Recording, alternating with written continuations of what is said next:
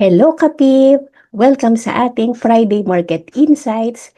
And syempre, first natin to for this year, 2026. Again, I'm Coach Janet. And quick reminder lang, hindi ito financial advice. So, educational ito, manage risk, and always use stop loss. And wag mag-oversize ng lot size, alright? Lalo na today kasi may mga big news. Alright.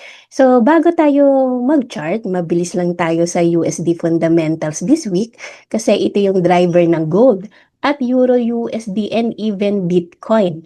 Okay na, i-analyze natin for today. Okay? So, this week, halo-halo yung signal ng US data. ISM Manufacturing PMI came out 47.9 versus 48.3 forecast. Alright? Meaning, contraction pa rin. Medyo weak sa manufacturing, so may pressure kay USD. Alright? At yung ADP employment change, 41K versus 49K, softer jobs hiring. Again, and slight USD weakness, okay? Pero, ISM Services PMI lumalabas 54.4 versus 52.2 forecast, okay? Strong services sector. So, may support pa rin kay USD. Alright? So, let's move on dito kay Joel's Job Openings, 7.15 million versus 7.61 million forecast. Okay? So, cooling labor demand. So, ibig sabihin yan, mix ang signal. Okay? Tapos, unemployment claims, 200K versus 213K na forecast. Okay? So, mas konti ang nag-claim. So, labor is still okay. So, overall, mixed yan. Okay? So, hindi siya clean bullish or bearish para kay USD.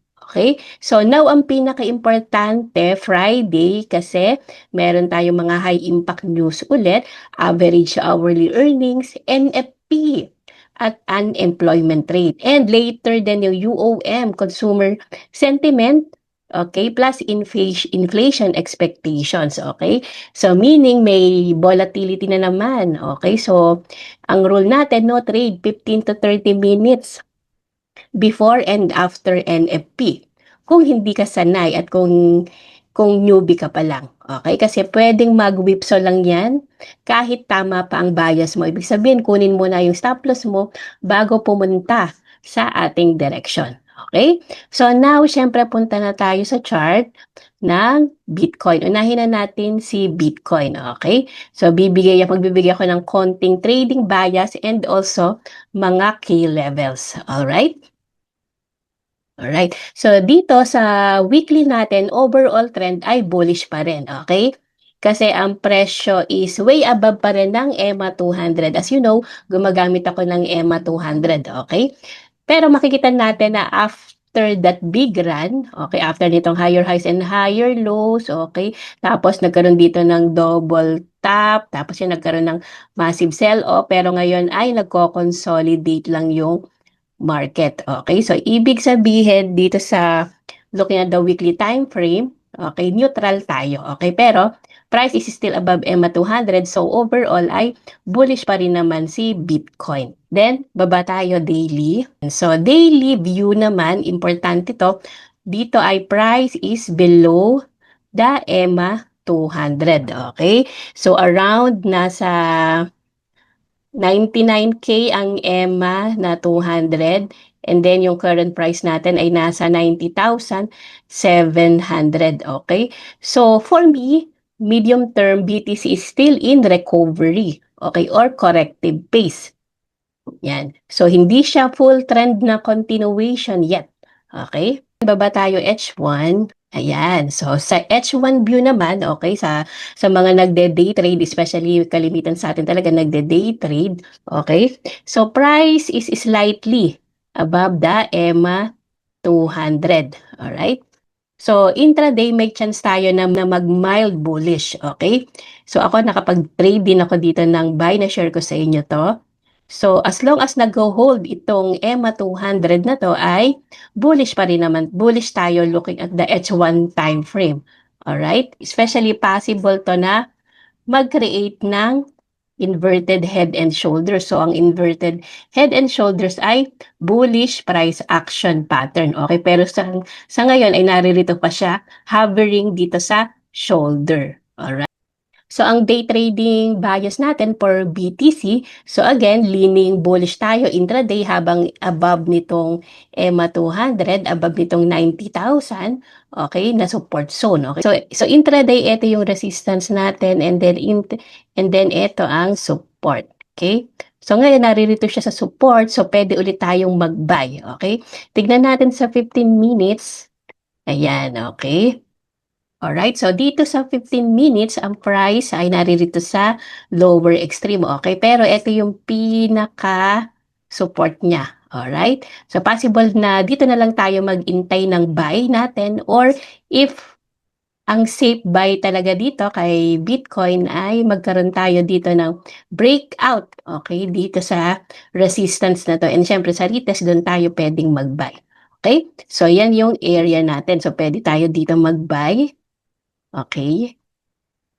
Yan. Kasi pag dito, pwede naman na kayong mag-buy kasi meron ding reaction dyan. Kaya lang, liitan nyo muna yung lot size nyo. Okay? And syempre, maglagay kayo ng stop loss. Alright? Pero syempre, dapat meron tayong alternative or plan number 2. Alright? So, bearish tayo if hindi mag-hold itong level na to.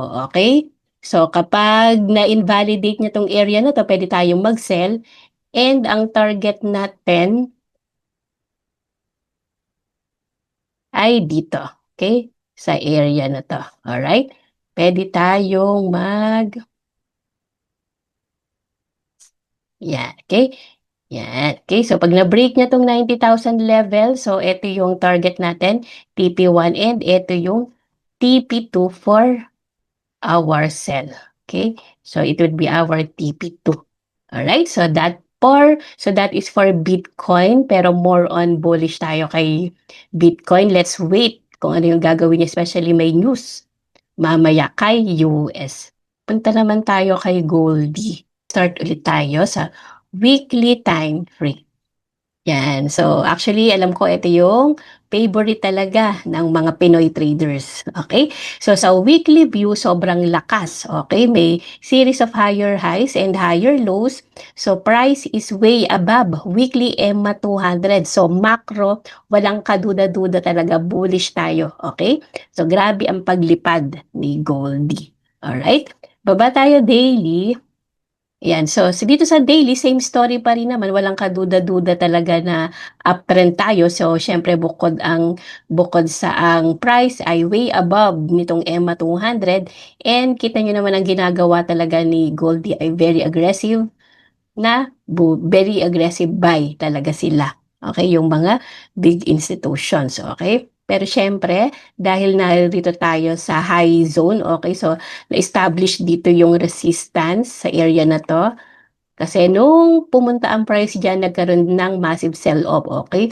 So, dito looking at the daily ay neutral tayo, okay? Kasi normally, pag nasa resistance, may mga sellers talaga na pumapasok, okay? Kaya lang, tandaan nyo, if magse-sell tayo kay gold, counter trend yung ginagawa natin. Kaya dapat, hindi tayo nagmamalaking lot size, okay?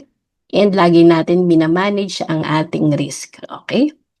Yan. So, normally kapag talagang naririto sa major zone, nagkakaroon ng consolidation or pullback. Okay? So, for the past few days, ito lang yung mga kinikreate niyang candle. Okay? So, medyo boring i-trade si gold. Syempre, kaka-start pa rin naman ng year. Okay? And then, baba tayo sa H1. Price is above din ng EMA 200. Okay? So, yung EMA 200, naririto sa may 4425 na price or na area. And ang price ngayon ay currently andi dito sa 4466.96. Bullish tayo, kaya lang ngayon, if we will look closer, magpa-plot tayo ng ating resistance sa intraday. So, ito yung resistance natin and then ito yung support, okay? Current price ngayon, naririto sa bandang gitna, okay? So, pag nasa gitna ang price, tricky talaga, okay? So, meron akong alarm dito, okay? Kasi nagkaroon ng gap dito, possible balikan, Alright, and dito mag-a-alarm na rin ako dyan sa area na yan. Dito sa may EMA 200, okay? So, dyan ako interested mag-buy, okay? Dito kay gold. Or if magkaroon tayo ng breakout dito, mas safe yun din sa retest, doon tayo papasok, okay? Kasi if titignan talaga natin ay nagko-consolidate lang yung price. Okay? Dito kay Goldie. Yan, okay. So, punta tayo sa 15 minutes. Tignan natin. Okay, so, syempre, bullish plan ang preferred ko personally kasi nga talagang sa higher time frame, kita naman natin ang mga bulls pa rin ang in control. Okay? So, like I said, mas maganda magkaroon dito ng retest dito sa may EMA 200. Okay? Tapos, dyan tayo mag-aabang ng buy. Okay? So, ang target natin, syempre, ito munang 4480. Yan yung first target natin kasi may malakas din na resistance dyan. Okay? And then, next target ay itong 45 na area. Okay? Yan. Sa mga gustong i-scalp yung move niya to the downside, pwede rin naman. Only if merong clear talagang rejection. Okay? Dito sa 15 minutes. Nasa gitna tayo ng range na to kaya medyo pag ganito ayokong makipag-participate sa market kasi alam naman natin si gold, grabe rin yung mood niya. So better din hintayin na lang natin yung NFP mamaya. Okay? So alam niyo naman, gold is super sensitive sa USD na high impact news. Okay? So pag lumabas ang NFP na strong, tapos plus wages up, possible mag-drop ang gold, okay? Pero pag weak ang NFP, possible naman na mag-pump ang gold, okay? So, yan. Right. So, bullish tayo kay XAU-USD kaya lang wala sa trading zone natin, okay? So, patience is a key dito sa market. For the last pair, Euro-USD. Okay, so dito sa weekly, overall ay bullish rin naman tayo kasi kita nyo rin tong aggressive move niya to the upside kaya lang ngayon ay eto, nagko-consolidate siya. Okay? Pero bullish pa rin naman tayo kasi ang price ay way above the EMA 200. Alright? So if titignan natin, eto yung dito lang tayo sa loob ng range na to. Alright? So choppy ang Euro USD. Next naman, daily naman. Ayan. So, daily view, okay, uptrend pa rin naman kasi since price is above the EMA 200. So, hindi pa broken ang overall na bullish environment niya. Okay? Yan. Pero short term, kita naman natin na, ayan, if titignan natin tong current price action niya, ayan, walang duda na short-term downtrend naman tayo. Hindi din natin pwedeng i-counter yan. Okay? So, habang meron pang mga sellers dyan, stop muna rin tayo na mag-buy. Okay? Kung magse-sell naman kayo, ay medyo napag-iwanan na rin kayo kasi andi dito na rin siya sa support. Okay? Okay, andi dito na rin siya sa magandang area. Okay? Kasi previous resistance yan, possible na mag-act as support. So, hinihintayin na lang natin na magkaroon talaga dito ng mga confirmed buyers. Okay? Pero sa ngayon, wala pa. Okay? H1. Yan. So, for day trading, pinaka-importante, okay? Tignan nyo yung price ay below the EMA 200. Okay, so yung EMA 200, narito sa may 1.1707 na area. Okay? And then yung price ay currently narito sa may 1.165. Alright? So intraday, obviously, sellers are in control. Yan. So ano ba yung magiging bias natin dito? Okay? So kung intraday kayo, syempre mas prefer nyo ang mag-sell. Alright? Kasi nga ang market ay downtrend. Okay? Pero hintayin natin na magkaroon ng pullback. Sige, if mag-fill tayo from this high to the low, yan. Okay? So yung 50% to 61.8, lining up din siya sa EMA 200. Okay? So kung magse-sell kayo dito, mas okay dyan kayo maghintay. Okay? Ng inyong sell opportunities. Yan. Pero again, Dahil nga may NFP, alam niyo naman, NFP can flip Euro USD. Okay, so kung downtrend yan, possible na magkaroon ng, pag hindi maganda yung resulta ng NFP, so good yon kay Euro. Possible talaga na magkaroon tayo ng move to the upside, especially nga sa higher time frame, nakita natin na nasa previous resistance siya na possible na mag-act as support. Okay. So, to wrap up, okay, so recap tayo ng bias natin for day trading. Again, BTC USD, mild bullish tayo intraday habang above siya ng 90,000, okay, na price, okay? Tapos yung resistance natin ay naririto sa may 92,000, okay? So, bullish tayo, mild lang dito kay Bitcoin. And then kay XAU USD naman, bullish tayo pero I recommend na buy the dips tayo, okay? So hintayin natin na magkaroon dito ng pullback saka tayo mag-buy, okay? Especially dito sa H4, yan nagpo-pullback na siya so hintayin natin na matapos yung pullback niya saka tayo mag-buy. And then kay Euro USD ay bearish naman tayo, okay? Kaya lang dahil nga bumaba na yung price, hintayin din natin na magkaroon ng pullback. Ideally sa may 50% area. Alright. So, that's it mga kapip. So, pinaka-importante, again, may NFP.